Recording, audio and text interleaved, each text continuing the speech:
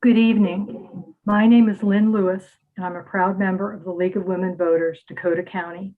I'd like to welcome you to the ISD 191 School Board Candidate Forum this evening.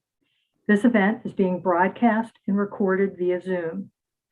As always at our events, we want to remind you that the League of Women Voters is a nonpartisan political organization that encourages informed participation in government, works to increase understanding of major public policy issues, and influences policy through education and advocacy. We never endorse parties or candidates. And now, please let me introduce our moderator, Andrew Olson. Andrew is a trained moderator, an attorney, and an active member of the League of Women Voters, Dakota County. We're honored to have Andrew moderating our forum tonight. Welcome, Andrew. Thank you, Lynn. Good evening and welcome. We wish to thank the candidate, our timekeeper, and the ISD 191 TV production crew for helping us run this forum. The League of Women Voters does not endorse candidates for office, and the views expressed tonight are those of the candidate and not the League. The format for tonight is this. The candidate will have 2 minutes for an opening statement. The candidate will then have 90 seconds to respond to each question. All questions submitted by email were reviewed and edited by a committee of League members. Due to time constraints, not all questions will be used, and questions have been edited and combined as needed. When time is running out, our timekeeper, Lynn Lewis, will hold up a yellow 15-second warning card and then a red stop card when your time is up. We ask you to respect these time limits. You will have 2 minutes at the end of the forum for a closing statement, and the forum will conclude by 7:30 p.m. The election for the ISD 191 School Board is for one position. 2 candidates will appear on the ballot, and both were invited to participate in tonight's forum. The candidates are Sue Said and Abriana Savage. Abriana Savage did not respond to the invitation to participate in tonight's forum. The candidate will now have 2 minutes to make an opening statement. Sue, please go ahead.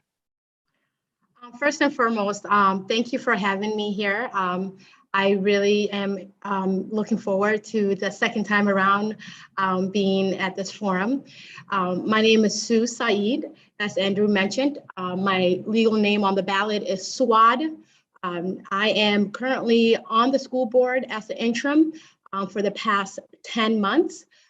So a lot of what I continue to hope to do is I've already experienced, especially during the pandemic. That being said, I'm a Burnsville resident. I am a Burnsville High School graduate. I currently work for the state of Minnesota for Department of Employment and Economic Development.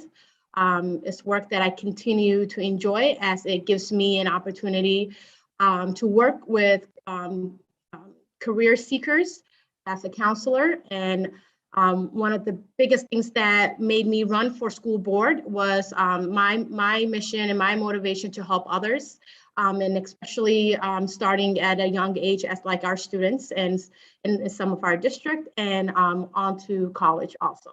But again, thank you for having me here. Thank you, Sue. Now we will proceed to questions, and you will have 90 seconds to respond to each question. The first question is, what motivates you to want to be a school board member? Again, first and foremost, the District 191 has been part of my life. And now that I have my own kids going to the district, that is my #1 motivation. Being able to understand from my side as far as, you know, what I've been through, what I've experienced, and what I know is, you know, the driving mission of our district and how we can continue to work that path with the younger or the generation that we have now, especially me having 4 kids in our district. Again, also the social work hat of mine, right?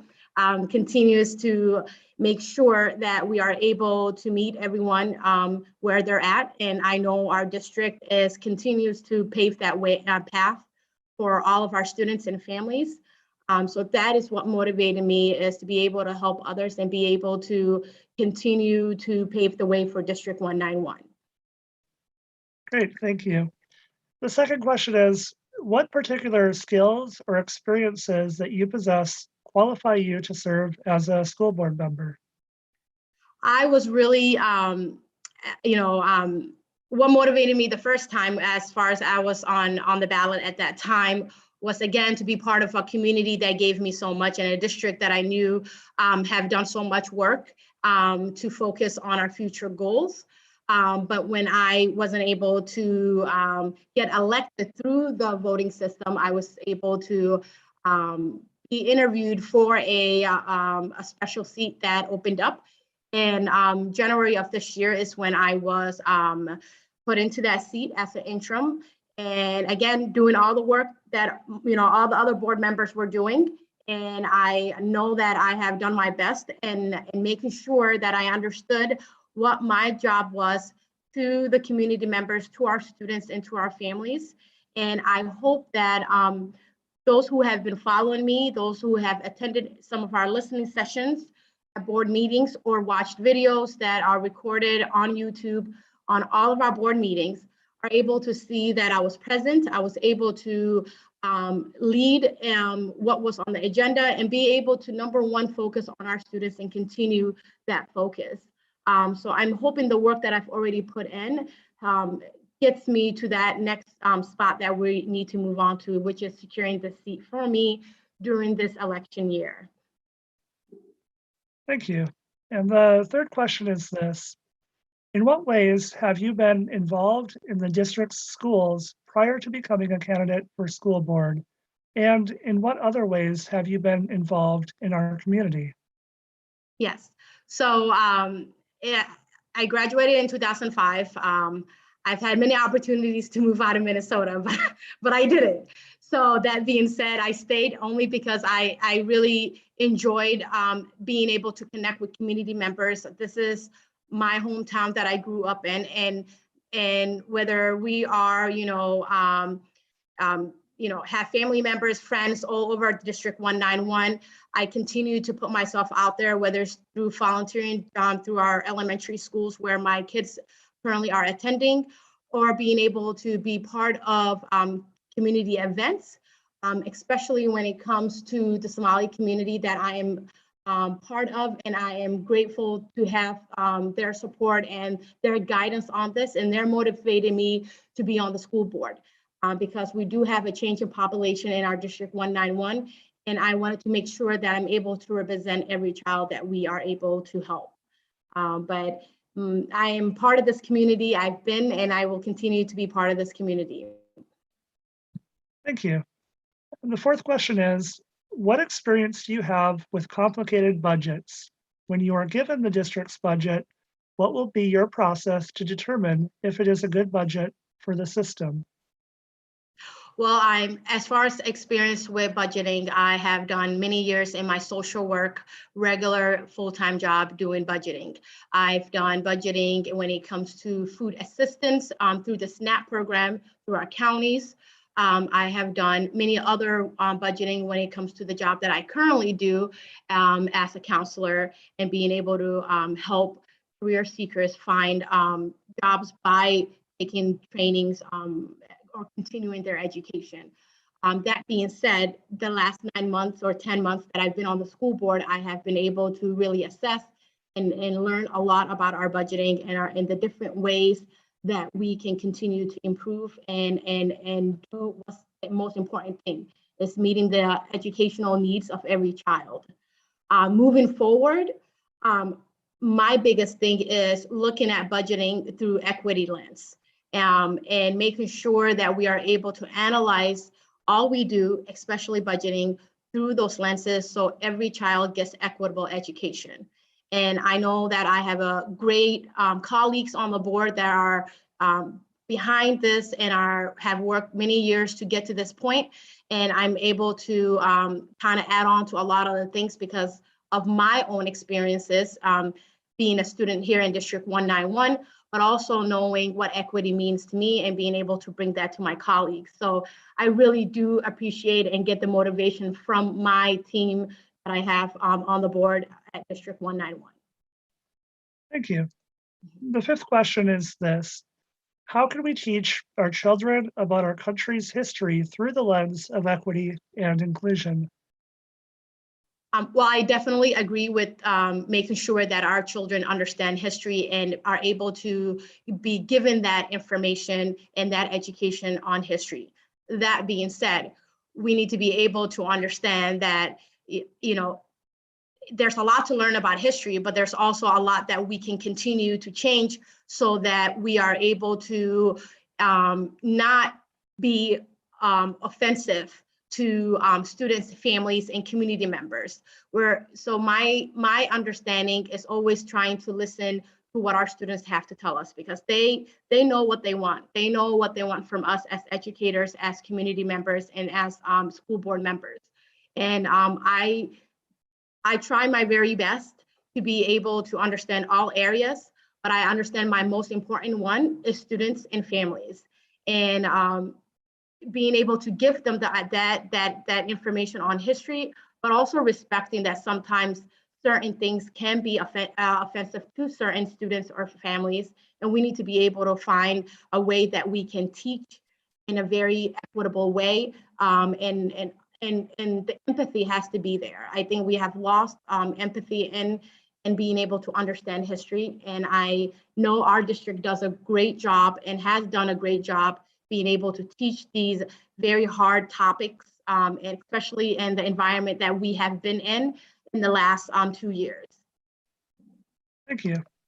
And the sixth question is, how can we teach, I'm sorry, I had the wrong slide. How do you plan to address the growing number of students not testing at grade level due to disruptions in learning due to the pandemic? Well, we all know that the pandemic was not something that we prepared for, but we are prepared for it if it happens again, right? We've learned a lot and we continue to learn a lot from here on. So I believe in the work that our school district has done so far. I've also have seen the hard work that our staff and administrators and our superintendent has put in to make sure that every student gets that learning, especially when it came to the distant learning. And let me tell you, we are doing, a lot better than other districts when it came to our distant learning. We were prepared early on when it came to technology-wise. We were able to put Wi-Fi in hotspots and work with our cities to make sure those things were available to every student. So I think we have done a great job. Even though we weren't prepared 100%, it led us to really work in different ways and continue to support our families and hear from our families. We were able to address any concerns they might have had during this time, and we were able to tackle it. And that I really appreciated, and COVID was the #1 reason why I decided to go and run for the seat again, because the wonderful work that has been put at such a quick pace. And I appreciated the help of everyone that was involved in it. Thank you. Here's the seventh question. Many school districts currently require proof of many vaccinations before a student can attend, including polio, measles, and chickenpox. At what point should COVID vaccinations be added to the list? And if not, do you believe that all vaccination requirements should be made voluntary? So what I've learned being a school board member is I'm not a decision maker at all. This is a collaboration between the whole team. And this is a working relationship that works along the superintendent. So for something like that, I definitely will be able to look at it all the aspects of it, right?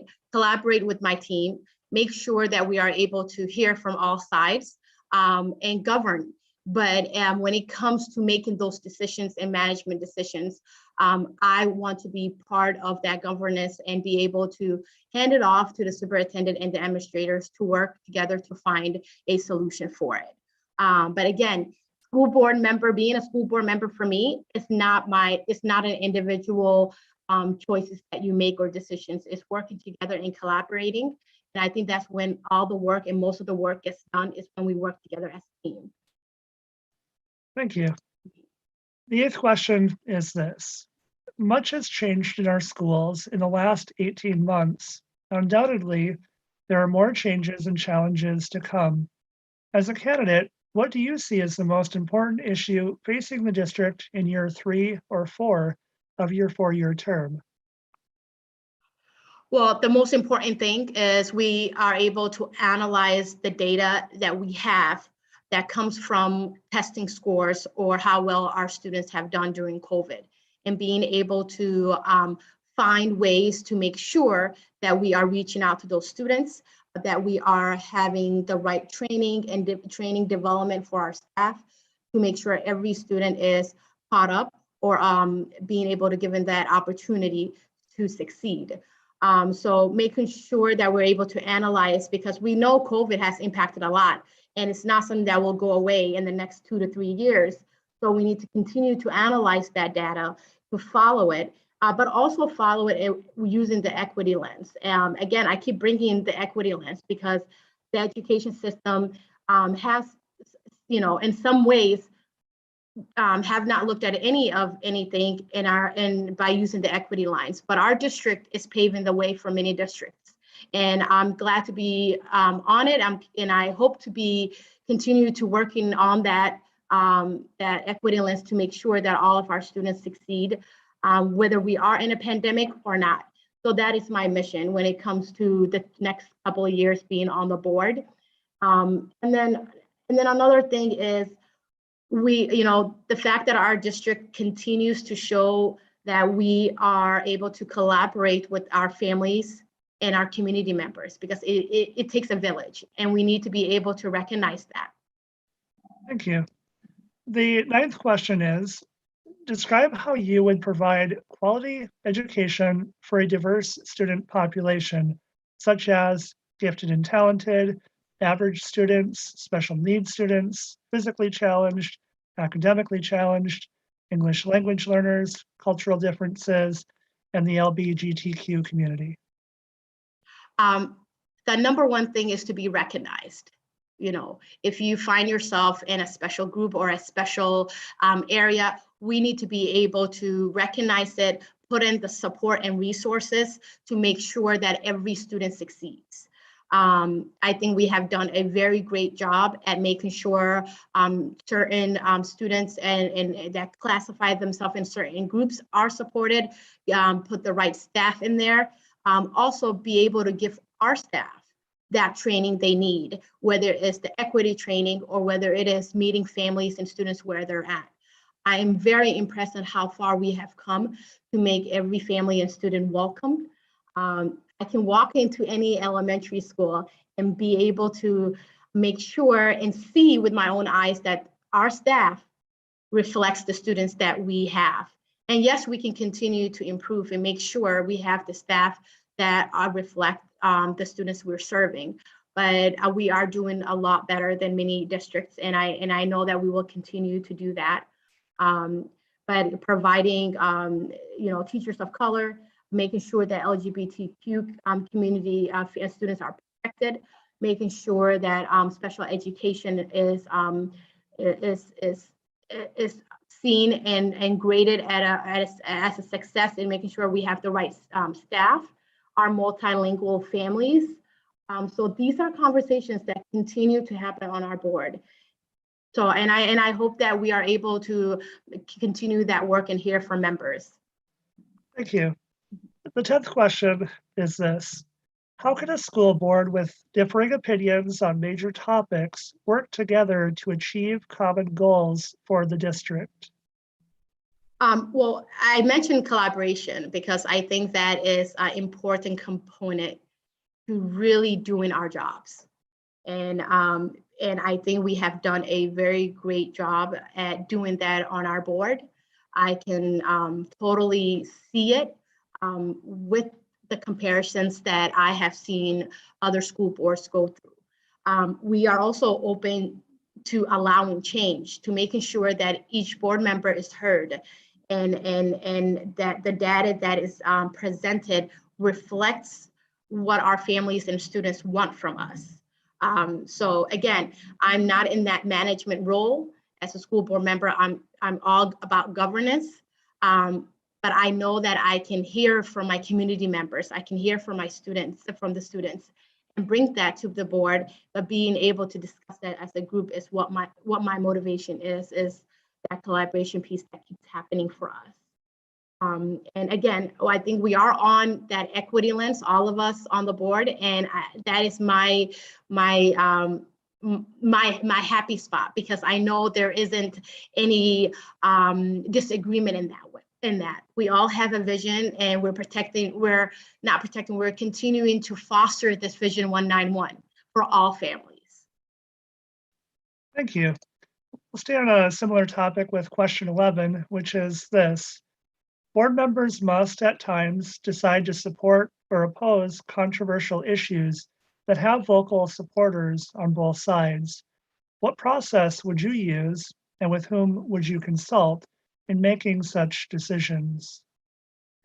To answer the last question is the consultant. Again, it's all about collaboration for me, because that's how I believe things get done. But as far as listening, I think the students are the ones that pave the way for us. It's their education.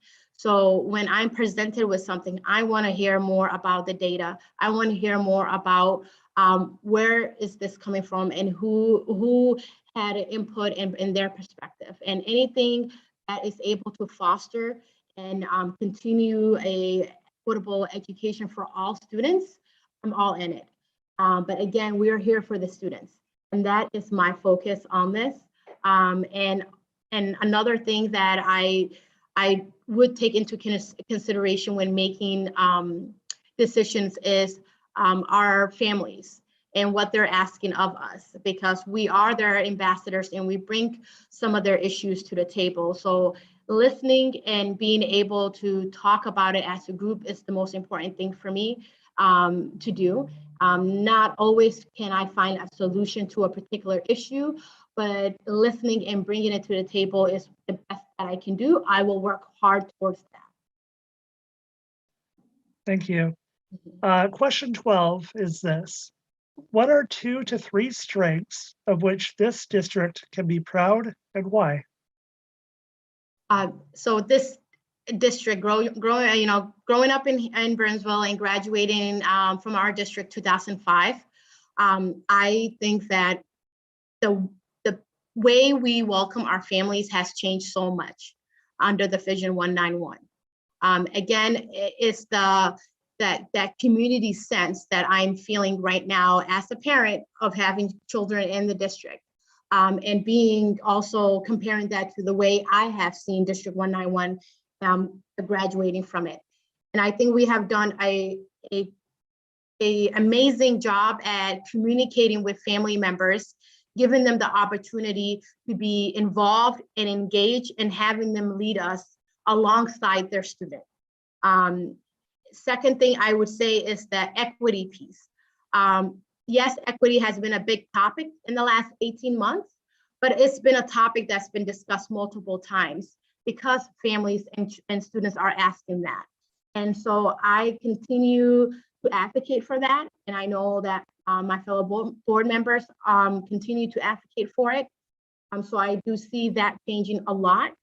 And number 3 is the tone that I get, the information that I get from students of color, families of color, or families that have a special needs child, or the LGBTQ community, that they do see our schools, all of our District 191 welcoming. And that is something that I want to continue to grow. Even if I'm not on the board, I know I will be there to make sure these areas are covered. Thank you. So we've been going through these questions rather quickly, and we have one final question for you before we go to a closing statement. So the 13th and final question is this: what 2 to 3 changes would you like to see during your term? So I will admit there's a lot to learn about budgeting. My first 10 months of budgeting was, it's more than an education system. This is basically running, wearing that business hat and understanding all the different dynamics into the budgets. And I hope to continue to feel much confident in the budgeting process, making sure that we are able to use the equity lenses to work on our budget, to also support our staff. Our teachers are number one. And so we need to be able to constantly put their perspective on this too. And I wanna make sure that I have the educators in mind in all decisions. So that's what I hope to continue to do. And number 2 is, our district is currently has always been blessed with great superintendents, but we do have a superintendent right now that works so hard in such a complicated situation when it came to COVID. And I learned so much from all the hard work and communication that her staff has done. And I'm so appreciative of all they've done. So that is something that I continue to, tell myself that we are in good hands, whether we are in a COVID pandemic or not. And we can only continue to achieve and get better from here on using our Vision 191. Thank you. And Sue, you now have 2 minutes to make your closing statement, so please go ahead. Well, again, thank you for having me, and for all the viewers, thank you so much for being able to tune in tonight. I hope that you are able to get out there and vote. And if you vote, please bring along a family or friend to vote also. Being on a school board, it's not an easy job, but it's a very rewarding and enjoyable job. And I want to continue to make sure that all students and families are met where they're at. And I want to continue to make sure that every policy that has come across me so far, being on the policy committee, is looked at through the equity lens for all families. So please vote November 2nd. But let me tell you, the last 10 months has given me a lot of ideas and windows and experiences on being on the board. But I do have a great team to help me continue to grow and also continue to foster the Vision 191 mission. So again, thank you, and I hope to keep my seat. That's the number one thing I'm here for, right? Keep my seat and continue the hard work and the most rewarding work that we have. Thank you, Sue, for your time and participation this evening. Thank you, audience, for your interest and the questions submitted for tonight's forum. Thank you as well to the ISD 191 TV production crew for providing technical expertise. You may watch tonight's forum on cable channel 18 in Burnsville, cable channel 16 in Eagan, ISD 191's YouTube channel, Eagan TV's Facebook page and YouTube channel, and via the Roku app's community channel. Lastly, thank you so much to all of the League volunteers who worked to make this forum happen. Please remember to vote on Election Day, Tuesday, November 2nd, or any time prior to that day by absentee ballot. Thank you and good night.